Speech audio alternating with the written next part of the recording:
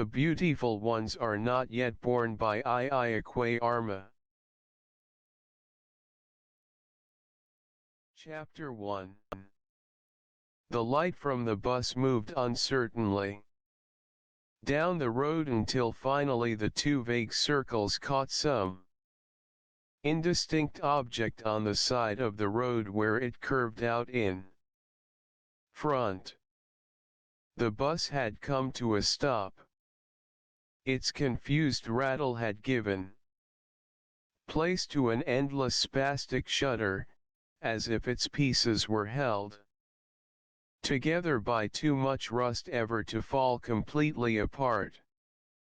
The driver climbed down onto the road from his seat, took a crumpled packet of Tuskers from his shirt pocket, stuck a bent cigarette in his mouth, and lit a match.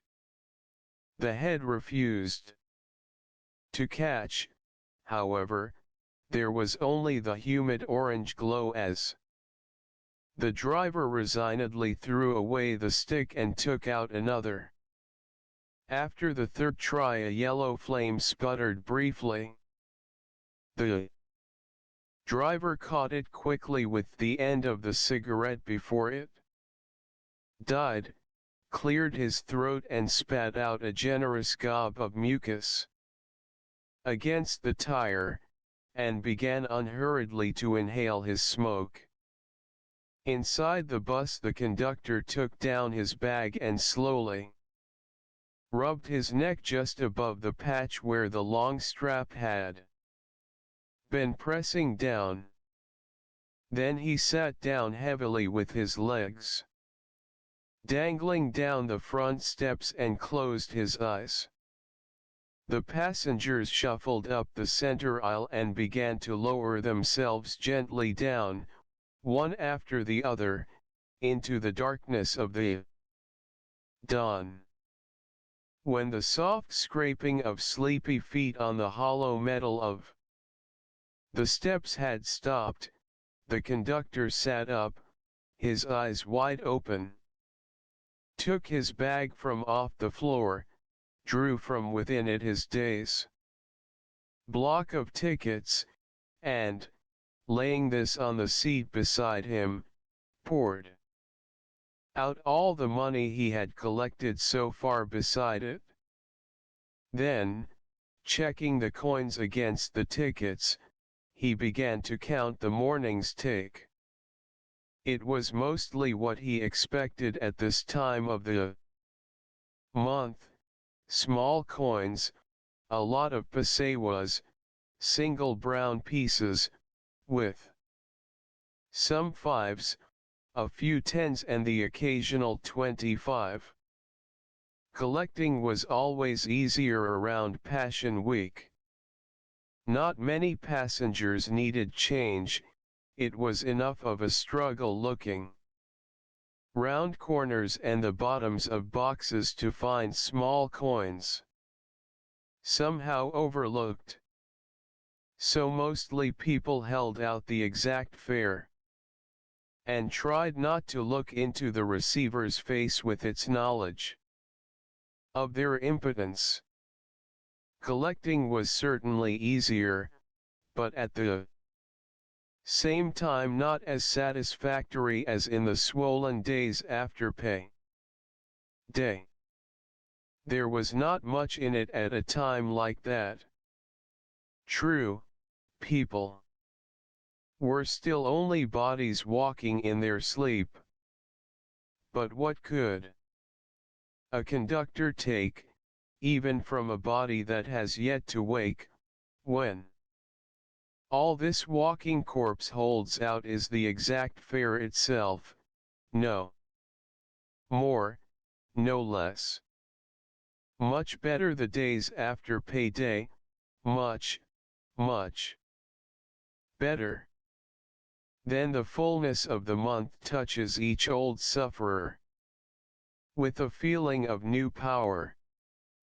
The walkers sleep still, but their nightmares in which they are dwarfs unable to run away and Little insects caught in endless pools, these fearful dreams are gone. The men who dreamed them walk like rich men, and if they give a 50 pasewa coin they look into the collector's eyes to see if he acknowledges their own importance. They do not look in their palms to see how much change is there. Much better the swollen days of the full month, much better. The conductor separated the money into little piles and saw that there was not a single 50 pasewa coin. No wonder. The coins had yielded nothing. He had not thought they would.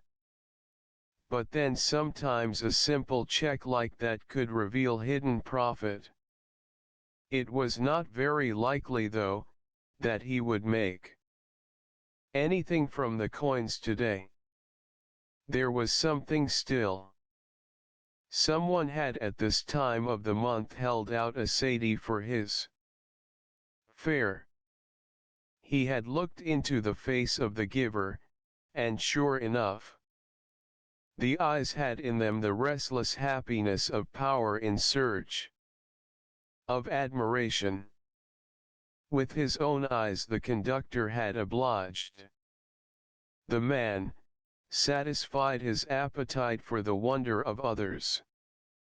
He had not lowered his eyes, that would have brought the attention of the potent giver down to the coins in his palm, and the magic would have gone, and with it the profit.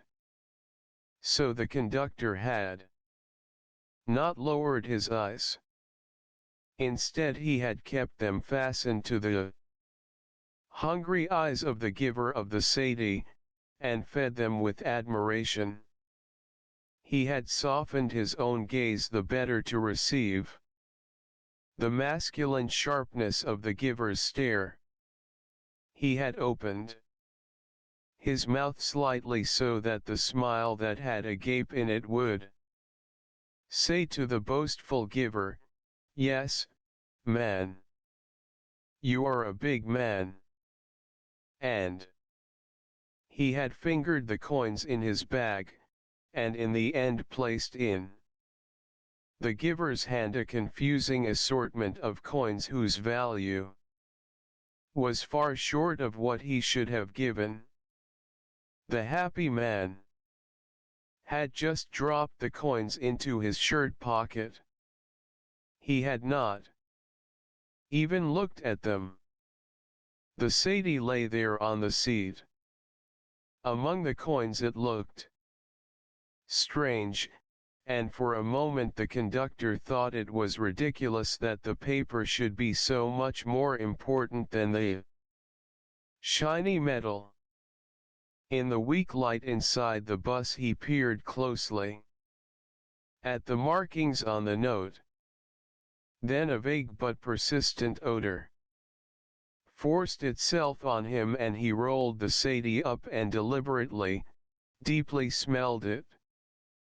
He had to smell it again, this time standing up and away from the public leather of the bus seat. But the smell was not his mistake. Fascinated, he breathed it slowly into his lungs. It was a most unexpected smell for something so new to have. It was a very old smell, very strong, and so very rotten that the stench itself of it came with a curious, satisfying pleasure. Strange that a man could have so many sadis pass through his hands and yet not really know their smell. After the note the conductor began smelling the coins, but they were a disappointment. Not so satisfying, the smell of metal coins. The conductor started stuffing them into his bag. first checking everything against the tickets to make sure how much he had gained. He felt reasonably contented. It would, he hoped, be a good day for him, Passion Week or no. Passion Week. Again his nostrils lost the smell of the Sadie's marvelous rottenness, and they itched to refresh themselves with its ancient stale smell. He took the note, unrolled it this time, and pressed it flat against his nostrils. But now his satisfaction was mixed with a kind of shame. In his embarrassment, he turned round, wishing to reassure himself that the bus was empty and he was alone in it. A pair of wide-open, staring eyes met his. The man was sitting in the very back of the bus, with his body angled forward, so that his chin was resting on the back of the seat in front of him, supported by his hands. The eyes frightened the conductor.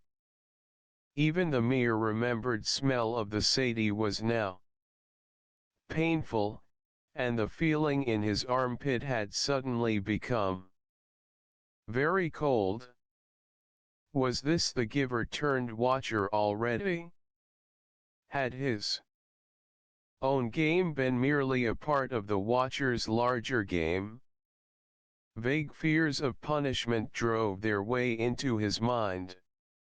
He had not thought it possible that so many different shapes of terror could come to him in such a little time. And now the crime seemed so little and so foolish, and the possible punishments so huge, that he could only pity himself. He was about to go down as the victim of a cruel game. The watcher only continued to stare. He did not need to hurl any accusations. In the conductor's mind everything was already too loudly and too completely said. I have seen you. You have been seen. We have seen all. It was not the voice of the watcher. It could not be the voice of any human being, the conductor knew. It was a large voice rolling down and everywhere, covering empty spaces in the mind, and really never stopping anywhere at all. So this was it? The watcher. What could a poor man say to their voices? What was there to reply to tricks and the deception of the innocent? And so words and phrases so often thrown away as jokes reveal their true meaning. And Jesus wept. Aha, Jesus wept. In his own moment of despair the conductor did not weep. He opened his mouth and uttered the fullness of his outrage. What?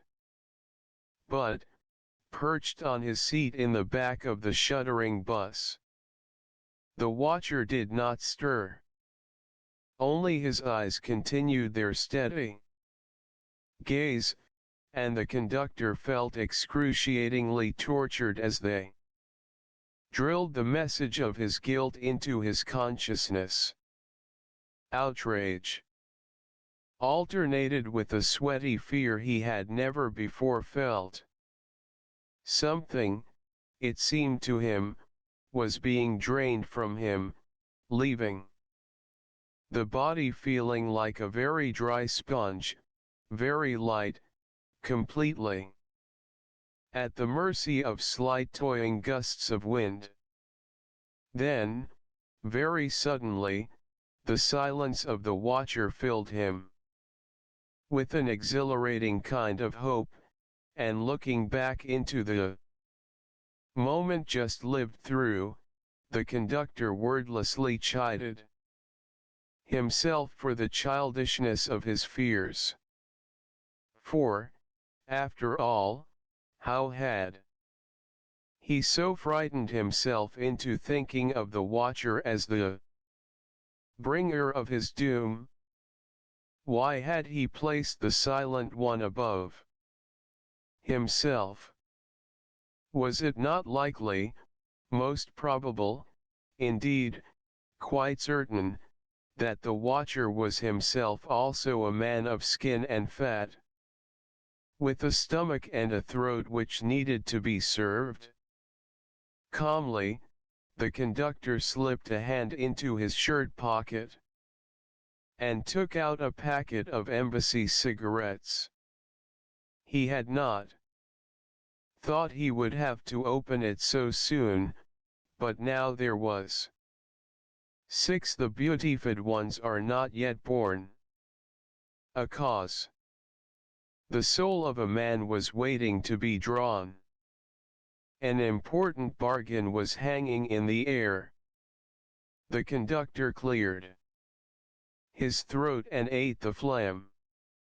"Brother," he said, inclining the prized cigarettes toward his desired accomplice, "brother, you care for Jot." Still the staring eyes seemed to be holding out for a better price. The conductor felt some of the first fear come back. He began walking as calmly as he could to the back of the bus.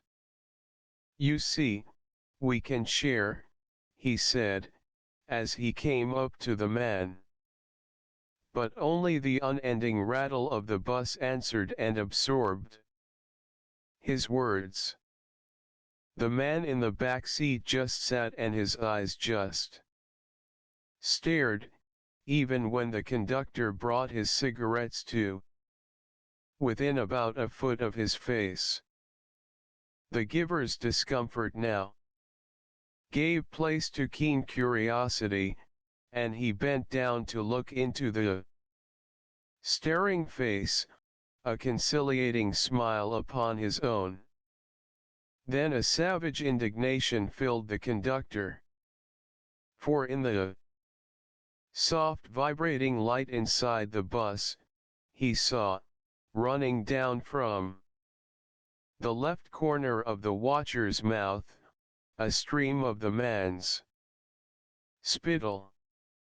Oozing freely, the oil-like liquid first entangled itself in the fingers of the watcher's left hand, underneath which it spread and touched the rusty metal lining of the seat with a dark sheen, then descended with quiet inevitability down the dirty, aged leather of the seat itself, losing itself at last in the depression made by the joint. The watcher was no watcher. After all, only a sleeper. Words shot out angrily from the conductor's mouth with an explosive imperiousness that woke the sleeper. "You bloody fucking son-of-a bitch. Article of no commercial value. You think the bus belongs to your grandfather?" The sleeper awoke and looked up at his accuser, understanding nothing of the words at first. He licked the wetness around his chin, but the operation was unsuccessful. The mess was more than he had realized, and he had to wipe it off with his palm. He looked at his hand, all covered with his own viscous ooze. The conductor, now thoroughly furious, stood above him, sternly pointing to the seat in front. "Are you a child? You vomit your smelly spit all over the place. Why? You don't have a bedroom. The man looked down on his glistening offense. Shame dwarfed him inside and he hastened to clean it. For some reason, perhaps out of sheer absence of mind, he thrust his right hand into his trouser pocket. When the hand emerged, it dragged after itself not a handkerchief, but the grey baft lining of the pocket, together with a small mess of old bus tickets. Apologetically the man stuffed the lining back into its hiding place and looked at the seat with his mouthwater on it. In a moment he made up his mind. Sitting deliberately on the seat, he leaned against the back leather and, moving his trunk sideways a few times, wiped the moisture off. The conductor laughed a crackling laugh. "So, countryman, you don't have a handkerchief too?" The man did not answer. He looked at the seat and saw that it was as dry as it could be under the circumstances. But the conductor's ridicule had turned to hostility again. "Well," he shouted above the death rattle of the bus, "get out." The man had already started moving out of the bus, saying not a word. As he got onto the bottom step, the conductor, sitting down on a seat next to one of the windows, looked out of the bus and shouted his farewell to him, "Or you were waiting to shit in the bus." The man's foot hit the street and he moved slowly down the side past the front of the bus, peering ahead in the misty dawn. "Air." The conductor's voice rolled out its message, enveloping. "8." The man with it?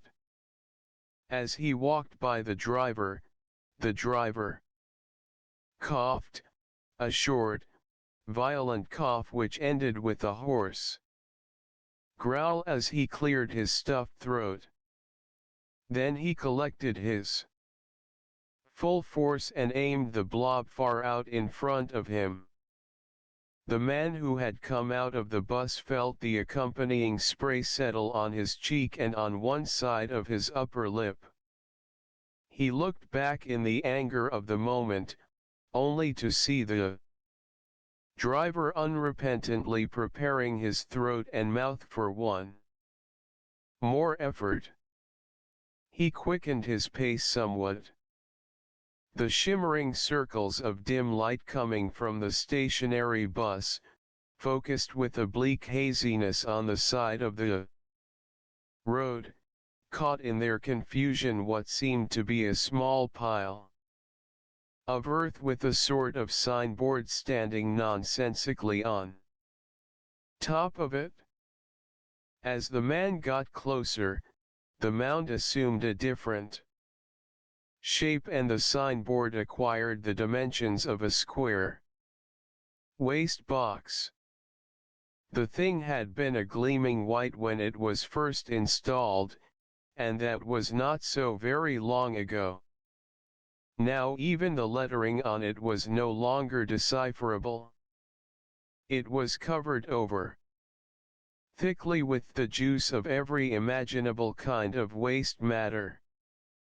But once the letters had said in their brief brightness, "KCC Receptacle for Disposal of Waste," that was printed in blue. Underneath, in bolder capitals executed in lucent red, was the message: "Keep your country clean by keeping your city clean."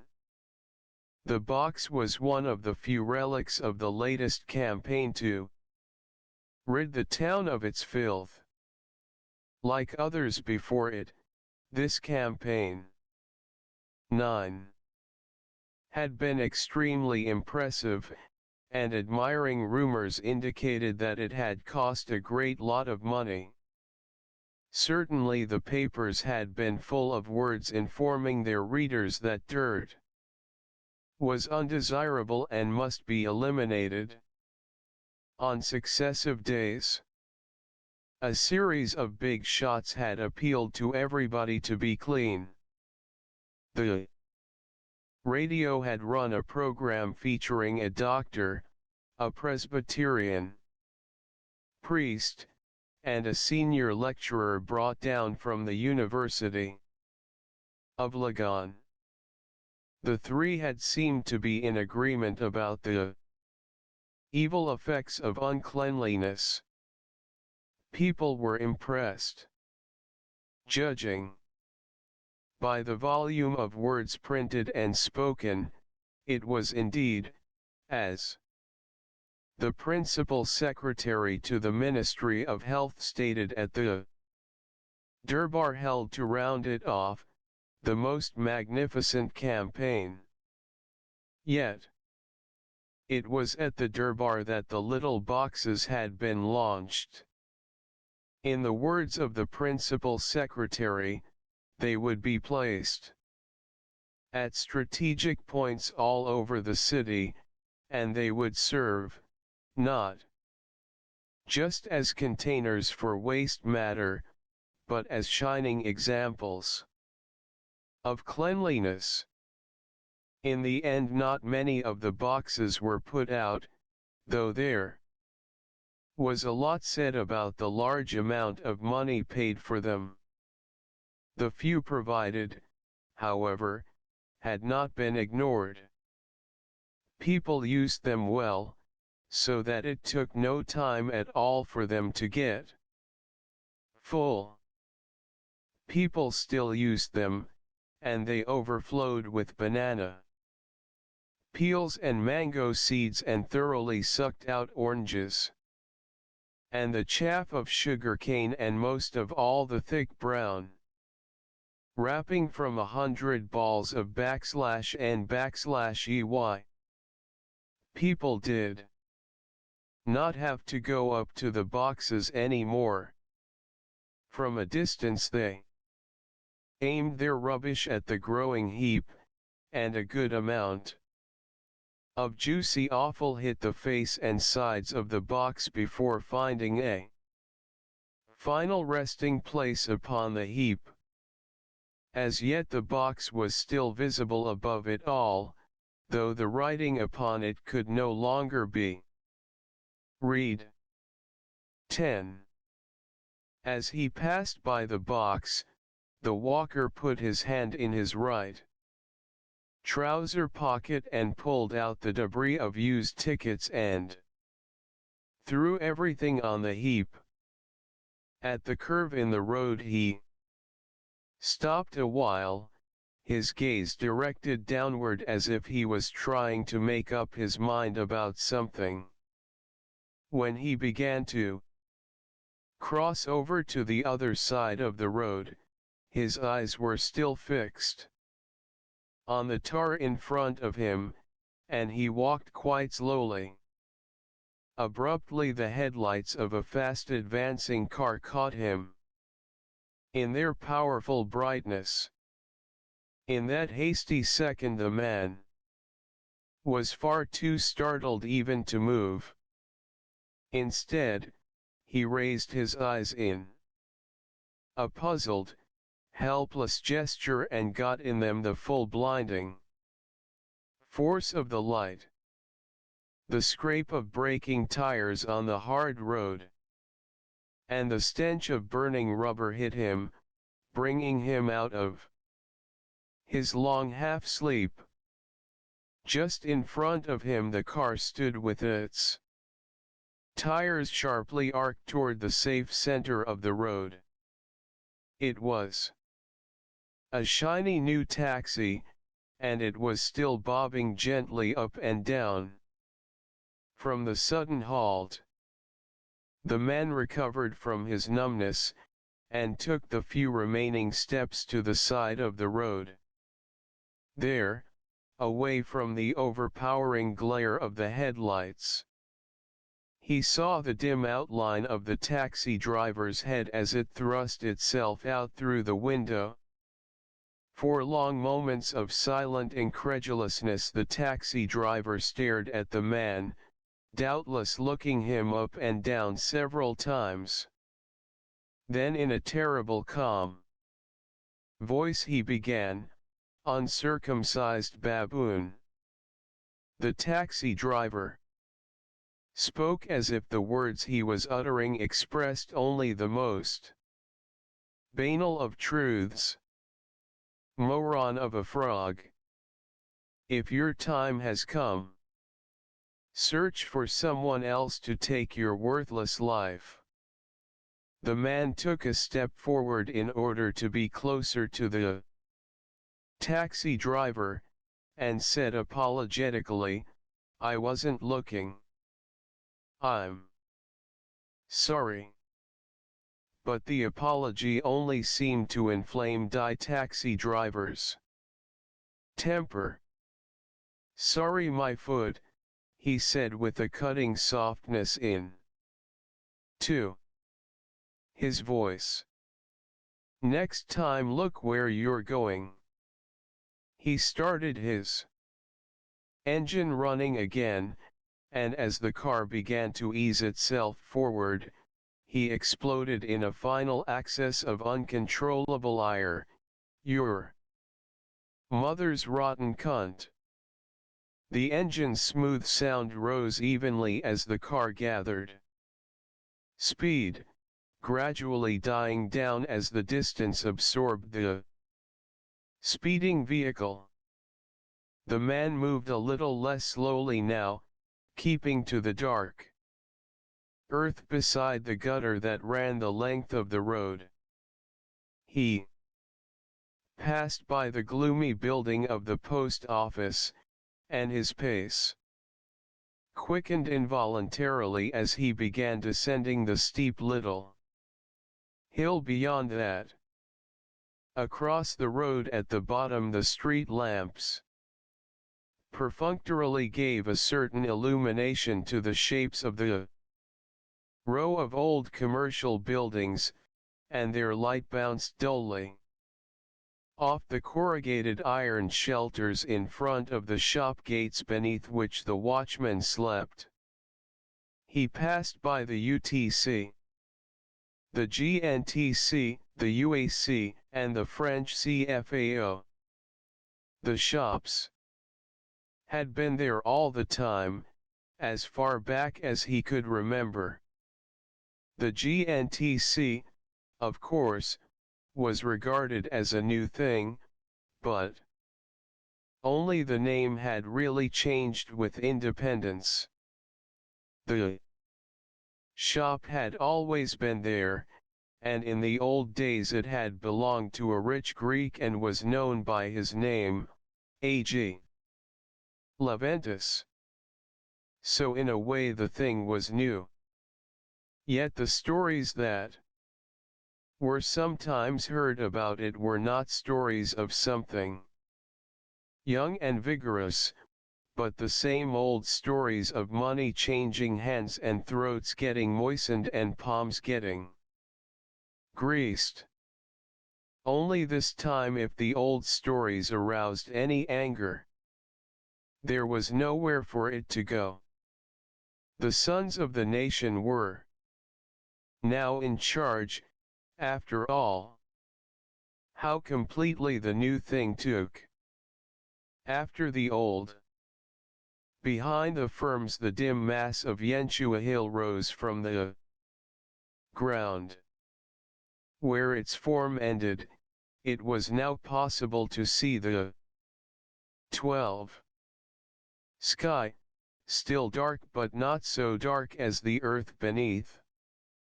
On top of the hill, commanding it just as it commanded the scene below, its sheer, flat, multistoried side and insulting white in the concentrated gleam of the hotel's spotlights, towered the useless structure of the Atlantic Caprice.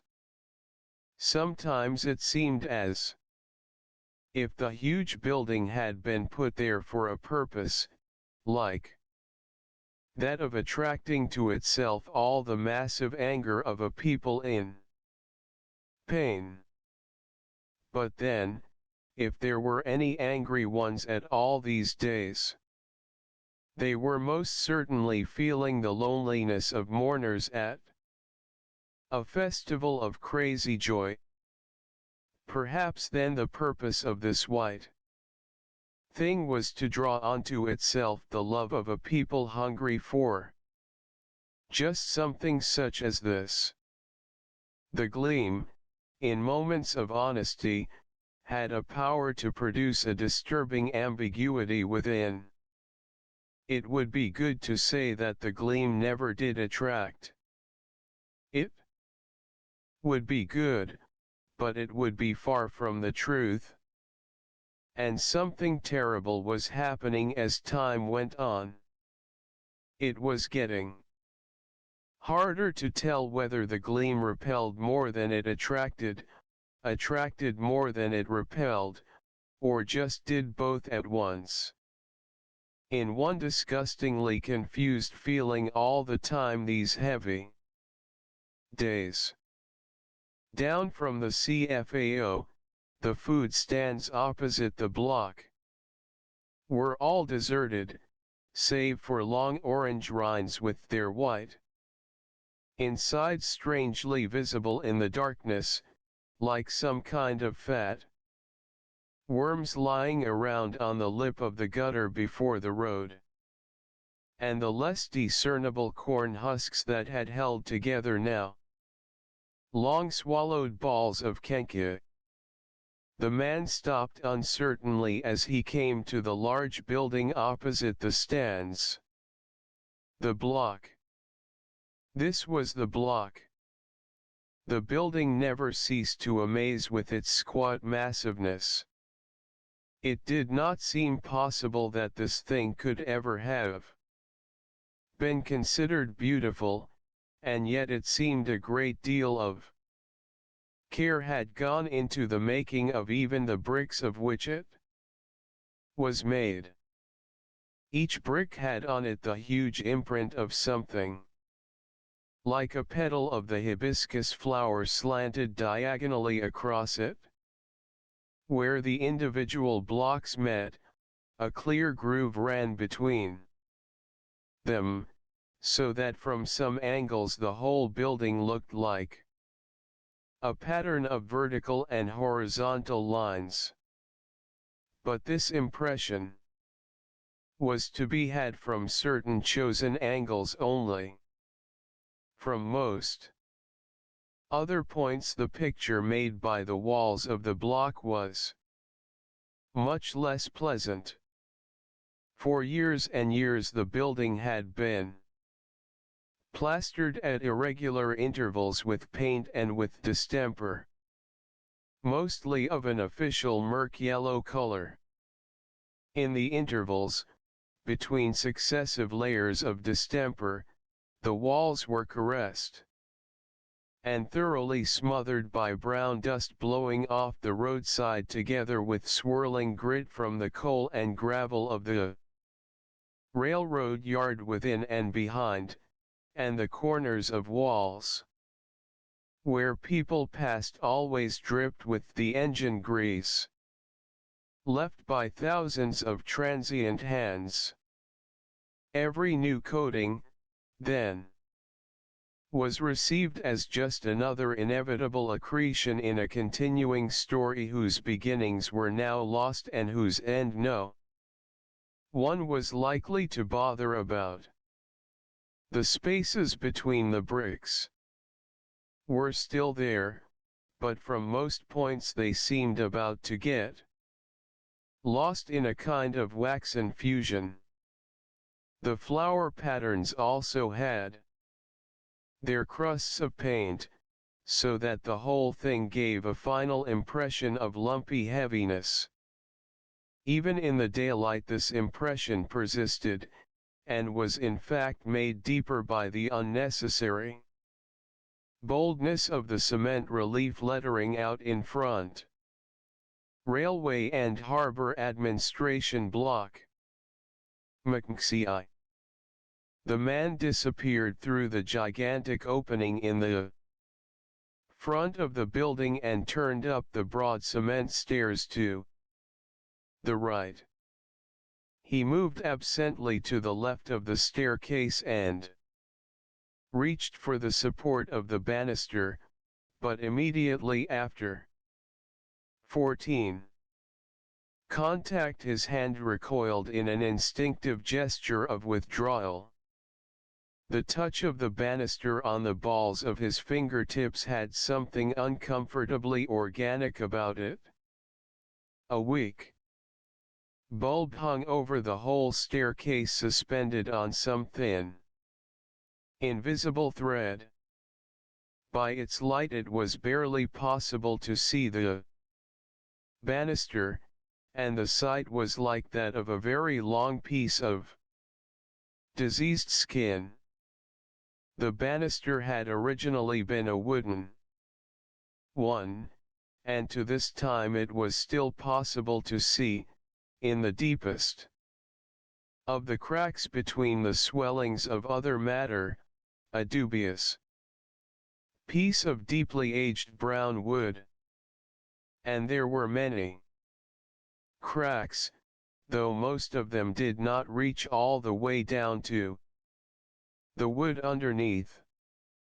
They were no longer sharp, the cracks, but all rounded out and smoothed, consumed by some soft, gentle process of decay. In places the wood seemed to have been painted over, but that must have been long ago indeed. For a long time only Polish, different kinds of wood and floor, Polish, had been used. It would be impossible to calculate how much Polish on how many rags the wood on the stair banister had seen, but there was certainly enough Ronick and Mansion splashed there to give the place its now indelible reek of putrid turpentine. What had been going on there and was going on now and would go on and on through all the years ahead was a species of war carried on in the silence of long ages, a struggle in which only the keen, uncanny eyes and ears of lunatic seers could detect the deceiving, easy breathing of the strugglers. The wood underneath would win and win till the end of time. Of that there was no doubt possible, only the pain of hope perennially doomed to disappointment. It was so clear. Of course it was in the nature of the wood to rot with age. The Polish, it was supposed, would catch the rot. But of course in the end it was the rot which imprisoned everything in its 5. Fortless embrace. It did not really have to fight. Being was enough. In the natural course of things it would always take the newness of the different kinds of Polish and the vaunted cleansing power of the chemicals in them, and it would convert all to victorious filth, awaiting yet more Polish again and again and again. And the wood was not alone.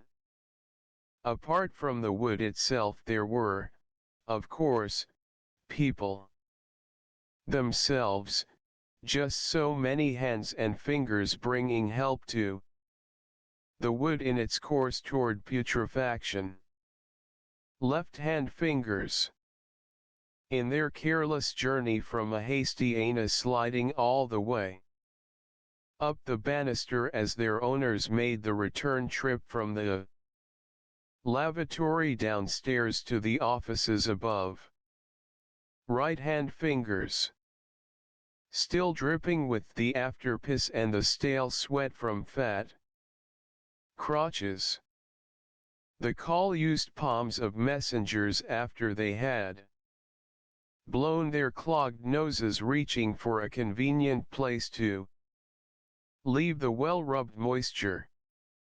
Afternoon hands not entirely licked clean of palm soup and remnants of Zen/EY. The would always win, self look very strange. The windows to the left and right now had an oily yellow shine which hid their underlying color. Near the center, where the day clerk's huge table stood, all the wooden chairs had been placed in 2 long rows, leaning forward against the long edges of the table. As the man passed by the table his hand brushed against the backrest of one of the chairs and slid to the end joint.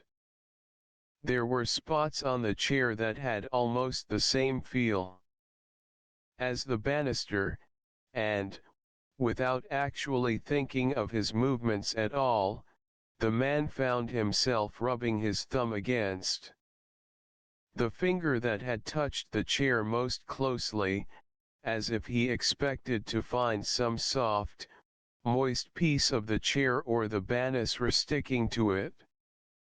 From the office floor the light came dully, like a ball whose bounce had died completely. In between the individual wooden tiles the accumulated dirt and polish had a color that seemed even in the dimness a little lighter than that of the wood. In a few places it actually stood up in thin ridges, causing the feet to drag just a little. At the control desk the night clerk was still in his seat, but he had fallen asleep. His head was resting heavily on his right arm, which he had tried to bend into a comfortable pillow. The arm had slipped to one side, so that the clerk's head was now touching the top of the table in the crook of his arm. The 17 other arm hung loose, now and then swinging almost imperceptibly by the exhausted clerk's chair. The man walked noiselessly toward the sleeper and touched him very gently. At first there was no response, but the man kept a gentle pressure on the clerk's shoulder, increasing it till he woke up. The sleeper woke up in the grip of a brief, strong terror. As he came up from his easy darkness his face lost its softness and became strained, like the face of a person who had just arrived at a decision to do something terribly painful, but also very necessary. And his mouth was twisted, out of control. What? What? The clerk asked, his voice uneasy, almost shouting. The man looked levelly at the waking sleeper and smiled. The smile seemed to reassure the clerk, and the terror vanished from his face. "Ah, contrary," he said, "I tire." As he spoke he drew 2 fingers across his cheeks and mouth in a slow, pensive gesture. "There was a lot of work last night?" the man asked. "No, contrary," said the other, "not work. But when man is alone here all through the night." "I know," said the man, also shaking his head. "Oh, you don't know, Country," the clerk continued, as if he had not heard. "You don't know how last night was bad for me." "What happened?" For a long while the clerk gave no answer, only staring at the man as if something about him aroused a huge amount of suspicion. Then, with a suddenness that amazed the listening man, he said, "Nothing. Nothing, Country, nothing. But I sat here alone, and I was wishing somebody would come in. And all night long there was nobody. Me alone." 18. This was very true of the night shift. Very true of the dead nights when whole long hours could go by pierced only by the departing sounds of good trains, lone and empty.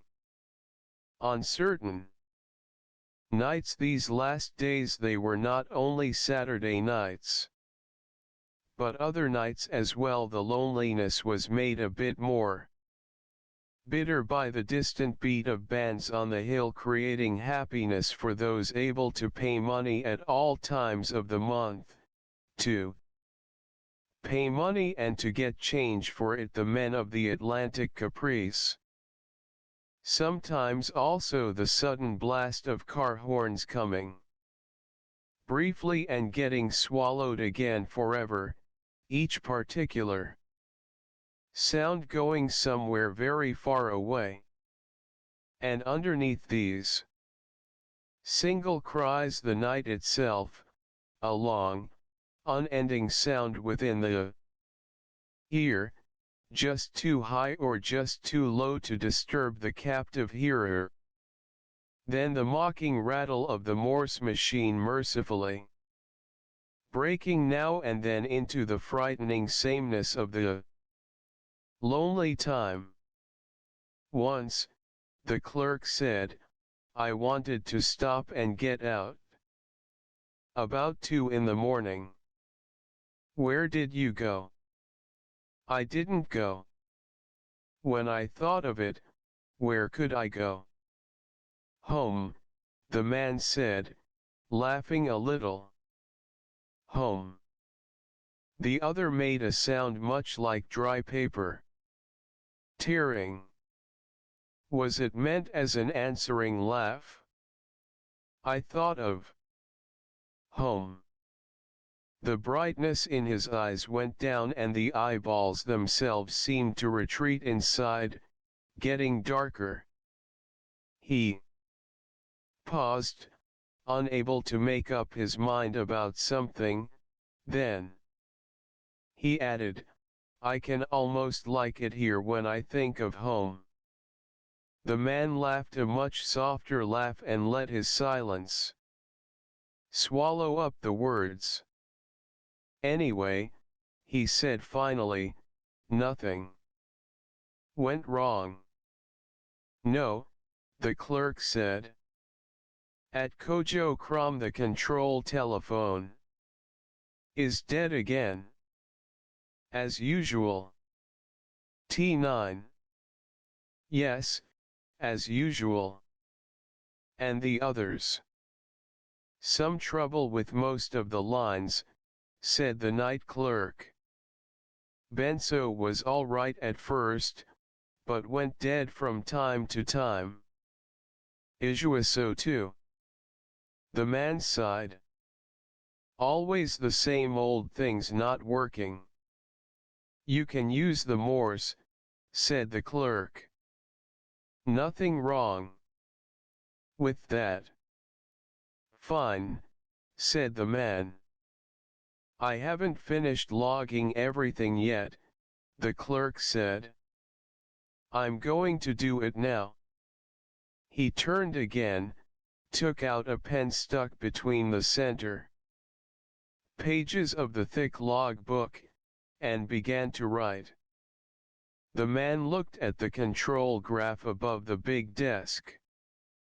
The lines were not too many, and only 2 of them were red. Passenger trains. One of these red lines went evenly from the bottom terminus, Kansawara, all the way up to Kumasi with only a couple of brief stops. The other red line came down just as evenly, making the same number of brief stops. Express trains. The rest were goods and manganese trains. The night clerk had chosen to mark the goods trains with green, not lead, and this had made the pattern very clear and quite beautiful just to look at.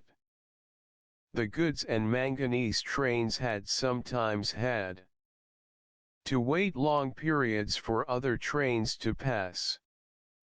In places they had been shunted aside for the express trains to pass, but there were other places where they seemed to have stopped for nothing at all.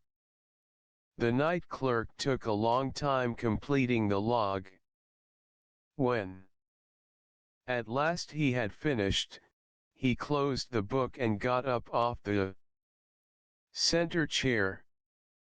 As the night clerk said goodbye and walked out, the man moved over to the center chair facing the graph. From the 20 drawer to his left he took out a whole handful of pencils, then got up and walked over to the pencil sharpener fixed to the table at its right end.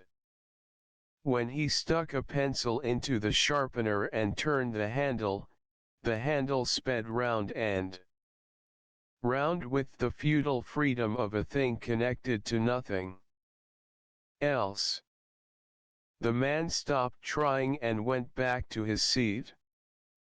Searching deep inside the drawer, he found an old blade. He began to sharpen the pencils, at the same time reading over the night clerk's log, just checking.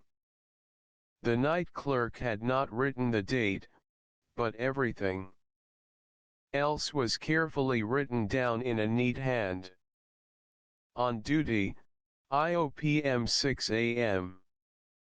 Control telephones, faulty at Kojo Kram. Benso.